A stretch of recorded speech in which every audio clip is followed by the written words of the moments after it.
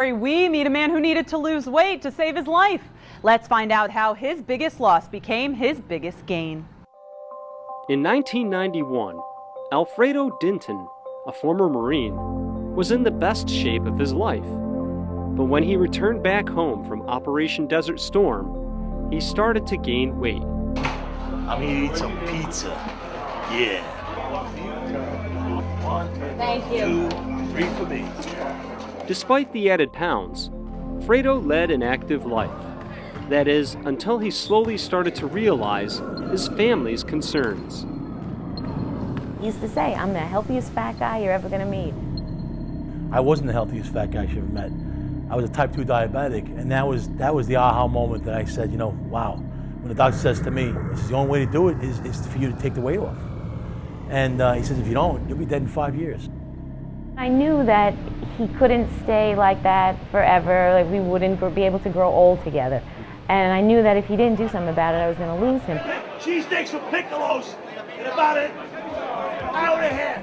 Reality had set in, so the future commodities trader and father of 3 sent an audition tape to NBC's Biggest Loser, pleading for help. This is always in the way of catching food. You gotta help me get rid of this.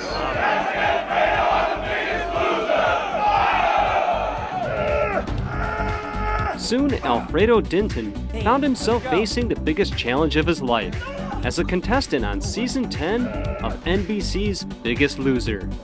Before the final weigh-in, a production break allowed Frado to return home, over 120 pounds lighter, but still short of his goal, and he was eager to lose more.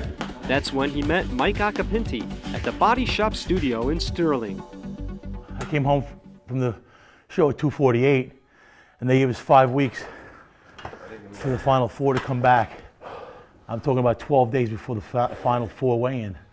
I'm still 247. Biggest thing with Frado was when he came home, he had been spinning his wheels. He didn't really have a plan. He would just go to the gym, work out as much as he could, as long as he could, come home and crash. So basically what I did was I explained to him how important rest is to, you know, achieving your goal. So we basically slowed him down a little bit with his workout and how long he was putting in, and also completely changed his diet, which I knew was going to be, you know, 80 to 90% of the battle. Frado bought into Mike's plan, and in 12 days, he had lost an additional 26 pounds, just in time for the final weigh-in. With family and friends watching, a new man stunned the crowd. I was floored. I was shocked. I probably for one time in my life was speechless and didn't know what to say, because it was almost like, what did you do with my Frado? Who is this guy? Frado may have won America's hearts, but not the judges. As runner-up of Season 10, Frado had gained a new perspective on life. You know, at 375 pounds, I didn't think I was fat. And I look back at pictures and I'm like, oh my Lord. I probably would have died at 380, maybe sooner than I should have. You know, this show gave me back more than you know, 15 minutes of fame. It gave me back my life and gave me 20 years. That's a long time. Congratulations to Frado. He is a great example of how hard work and determination can really pay off.